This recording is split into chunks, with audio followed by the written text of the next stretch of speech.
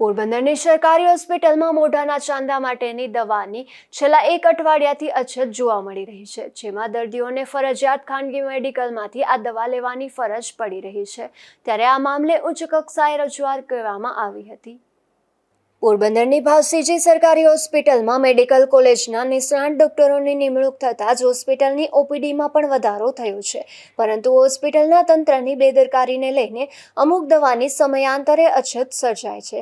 હાલ પોરબંદરની ભાવસીજી સરકારી હોસ્પિટલની દવાબારી ખાતે મોઢામાં પડેલ ચાંદાની સારવાર માટે ઉપયોગમાં લેવાતું બીટાડીન ગાર્ગલ નામની દવાની છેલ્લા 8 દિવસથી અછત જોવા મળી રહી છે, જેથી દર્દીઓને ફરજિયાત ખાનગી મેડિકલમાંથી દવા લેવાની ફરજ પડે છે। હાલમાં જે સરકારી હોસ્પિટલની અંદરમાં બધે રેસ્ટોરન્ટ કામગીરી સારી હોય પણ જે ખાટલે મોટે ખોટે અમુક દવા પણ જથ્થો હોતો જ નથી। જથ્થો ખાલી થઈ જાય ત્યાર પછી છે 8-8 દી ડિમાન્ડ મૂકે ત્યારે દવા આવે તો દર્દી ગરીબ દર્દી અહીંયા આવતો હોય એની પાસે પૈસા ન હોય।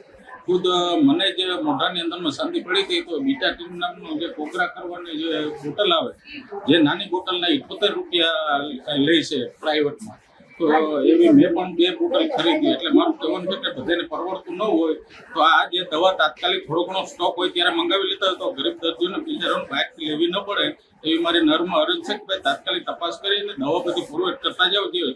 જ્યાં મેડિકલ સ્ટોરમાં બેઠા હોય લોકોએ તપાસ કરવી જોઈએ ભાઈ આપણે કેટલી દવાનો જથ્થો ખૂટે છે અને જો તાત્કાલિક મંગાવી લેતા હોય તો ગરીબ દર્દીઓને બહારથી લેવી ન પડે। આ દવાની અછતને લઈને સામાજિક આગેવાન બાબુભાઈ પાંડાવદરા દ્વારા હોસ્પિટલના તંત્રને પણ રજૂઆત કરવામાં આવી હતી। અશોક થાનકી, ગુજરાત ન્યૂઝ, પોરબંદર।